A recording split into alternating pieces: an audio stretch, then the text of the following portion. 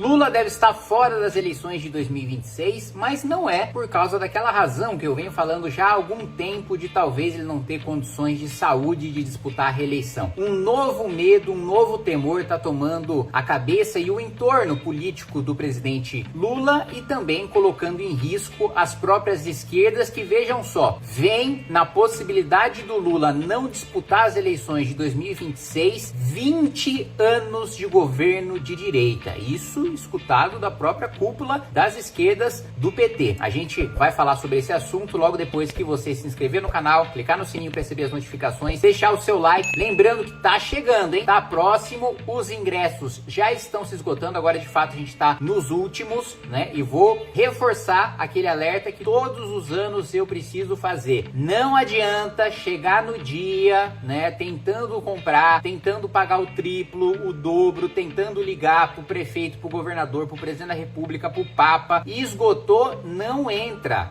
Os ingressos sempre se esgotam antes, né? Geralmente uma semana, 2 semanas antes do evento acontecer. No dia do evento não tem venda, a gente sequer monta operação para isso, tá? E bombeiro não deixa entrar, a gente precisa respeitar, né, a lotação do lugar. Então o momento de comprar é agora, né? Tem aí o cupom KIM20 se você quiser 20% de desconto, e a gente vai se encontrar nessa grande festa e nessa grande surpresa que vai ser o 10º e último Congresso Nacional do Movimento Brasil Livre. Bom, vamos lá. Lideranças do PT temem que Lula não dispute a presidência da República em 2026. Bancadas de esquerda no Congresso encolheriam de forma inédita se ele optasse por ficar de fora da eleição. A possibilidade de Lula não ser candidato à reeleição em 2026 já é discutida internamente por lideranças do PT. Elas consideram que o presidente pode desistir de se apresentar ao eleitorado caso sua popularidade e aprovação do governo não deem a ele a segurança da reeleição. De acordo com Datafolha, 35% considera a gestão ótima ou boa, 30% regular, 33% ruim ou péssimo. A aprovação segundo a Quest é de 51%,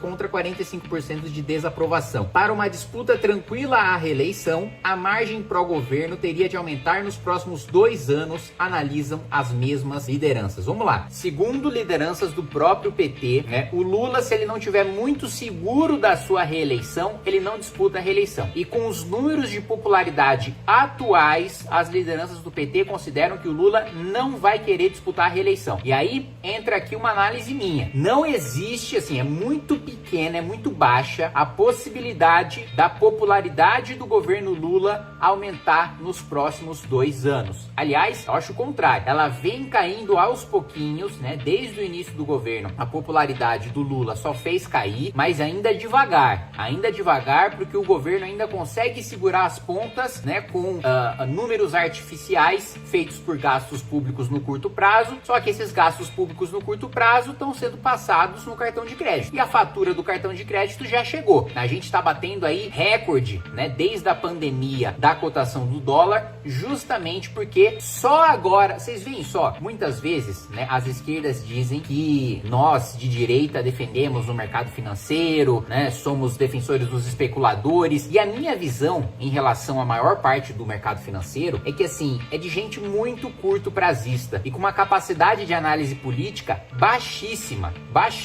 tanto que só agora o mercado está fazendo, né, os movimentos do mercado estão fazendo o dólar disparar. Só agora entenderam que aqueles pacotes de arrecadação do Haddad tem um limite e que não tem mais de onde arrecadar. Se não tem mais de onde arrecadar, não tem mais como o governo continuar gastando, e todo mundo sabe que o governo vai continuar gastando, mas não tem mais como o governo gastar sem explodir a dívida, sem explodir a inflação. Então, assim, a gente chegou no limite em que não tem mais de onde arrecadar, o crescimento econômico, o país está andando de lado, a China dá sinais de desaceleração, né? Os dados dos Estados Unidos também preocupam. Então, assim, a gente está num cenário péssimo em que nos próximos 2 anos a gente vai pagar a conta da gastança do governo que inflou artificialmente a economia nesses 2 primeiros anos de governo. E mais do que isso, politicamente o governo também está muito frágil. A base de apoio do governo na Câmara dos Deputados só diminui. As eleições municipais também demonstraram esquerdas muito enfraquecidas. Então, assim, minha avaliação é de que, se de fato, né, essas lideranças estão avaliando que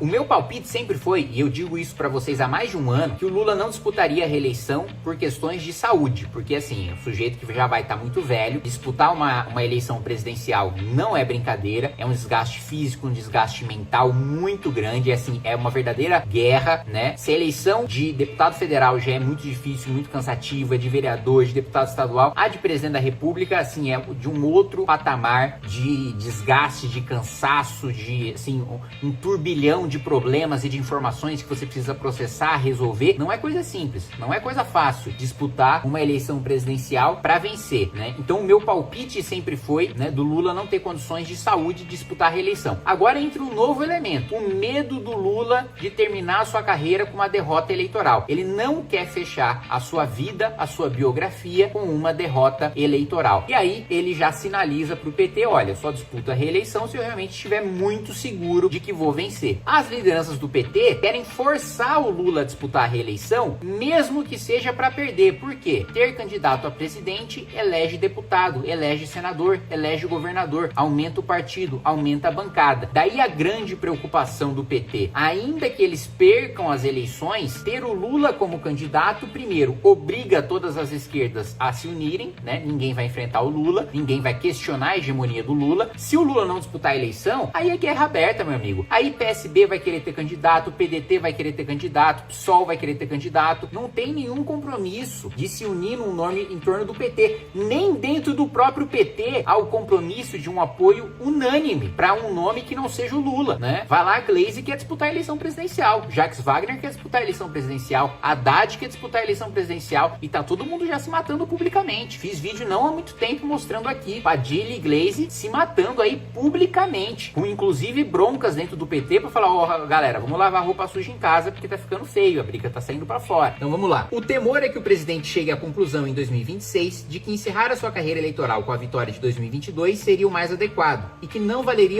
a pena o risco de sofrer uma derrota na que poderia ser a última eleição presidencial que disputaria. Uma derrota dificilmente seria seguida de uma revanche eleitoral em 2030. Lula terá 85 anos e terminaria o mandato com quase 90 anos. A previsão, no entanto, é a de que a pressão para que ele se candidate em 2026 será gigantesca, mesmo com risco de derrota, que eu acabei de falar. O partido, e mais que isso, o campo da esquerda teria uma lulodependência, já que não há outra liderança com a força dele capaz de atrair o voto de milhões de pessoas. Sem Lula, a bancada do PT e de partidos aliados poderia encolher a níveis inéditos, colocando a presidência da República nas mãos da direita por 2 décadas, analisam as mesmas lideranças do PT. Por quê? Lula não sendo candidato gera um efeito em cascata na esquerda, porque se o Lula não é candidato, a esquerda não tem chance de vencer. A única chance da esquerda é Lula candidato. A avaliação, essa é uma avaliação do campo da política de maneira geral. Esquerda, direita e centrão concordam que a esquerda não tem um candidato competitivo para 2026 que não seja o Lula. Diferente da direita, que tem alternativas. Tem Tarcísio, tem